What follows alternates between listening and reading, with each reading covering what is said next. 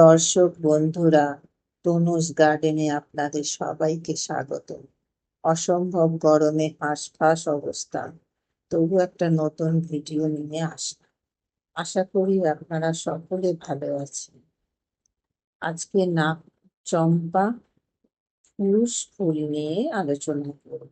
নাক চম্পা গাছের ডাল থেকে সহজেই চারা তৈরি করা সম্ভব। যে কোনো গাছ লাগাতে গেলে টবের মাটি ঝুরঝুরে হতে হবে। আমি এই নাকচম্পা গাছটা বর্ষাকালে ডাল থেকে বসিয়েছি। এই গাছে খুব একটা যত্ন লাগে না। গরমের শুরুতে মাটি খুঁড়ে মিক্স সার প্রয়োগ করেছি।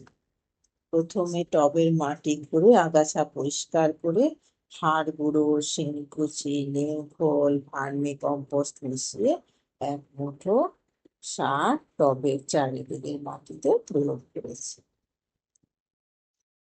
গাছটা বেশ বড় হতে শুরু করেছে।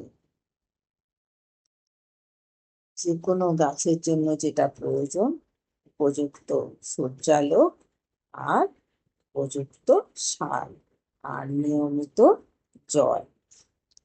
গাছটাকে আমি প্রতি সপ্তাহে পেঁয়াজ আর কলা খোসার জল প্রয়োগ করেছি। দেখুন গাছটাতে কত ফুল হয়েছে, কত সুন্দর লাগছে। গাছ ভরে ফুল হয়েছে। প্রচুর ফুল পাওয়ার জন্য আমাদের যে কোনো ফুল গাছে পেঁয়াজ ও কলা খোসার জল ব্যবহার করতে হবে। নাকচম্পা গাছের অনেক উপকারিতাও আছে। নাকচম্পা সুগন্ধিযুক্ত একটা ভেষজ উদ্ভিদ। নাকচম্পা ফুলের সুবাস মানসিক চাপ ও উদ্বেগ কমাতে সাহায্য করে, ফলে ঘুমটাও বেশ ভালো হয়। এই গাছ ঘরের নেতিবাচক শক্তি দূর করতে সাহায্য করে। এবার যে ফুল গাছটার কথা বলবো সেটি হলো ফুরুস ফুল। ফুরুস ফুল গাছ আমি একইভাবেই পরিচর্যা করেছি। টবের মাটি ঝুরঝুরে হতে হবে, নাহলে যে কোনো গাছই শেকড় পচে যেতে পারে। ফুরুস ফুল গাছ আমি নার্সারি থেকে নিয়ে এসে টবে বসিয়েছিলাম। শীতকালে এই গাছটার অবস্থা এমন হয়েছিল, মনে হচ্ছিল যেন মরেই গেছে। পাতা, ডাল প্রায় শুকিয়ে গেছিল। কিন্তু গরম পড়তে আমি এই গাছটা মাটি খুঁড়ে সার প্রয়োগ করেছি, মিক্স সার। দেখছি কিছুদিনের গাছ মধ্যেই গাছটা বেশ সতেজ হয়ে উঠেছে।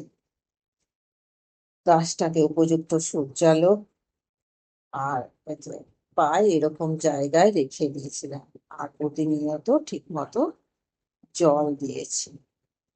আর প্রতি সপ্তাহে গাছে পেঁয়াজ আর কলা খোসার জল ভিজিয়ে প্রয়োগ করেছি।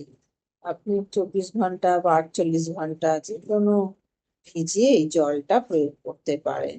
দেখুন কত কুড়ি এসেছে, সবে ফুল ফুটতে শুরু করেছে, আরো কুড়ি আসবে এই গাছটাতে। এই গাছে খুব একটা পোকামাকড় দেখা যায় না। উপযুক্ত ও সার ও জল পেলে গাছে প্রচুর ফুল ফুটবে। আজ এই পর্যন্ত। ভিডিওটা ভালো লাগলে লাইক, শেয়ার, কমেন্ট ও সাবস্ক্রাইব করে দেবেন। ধন্যবাদ।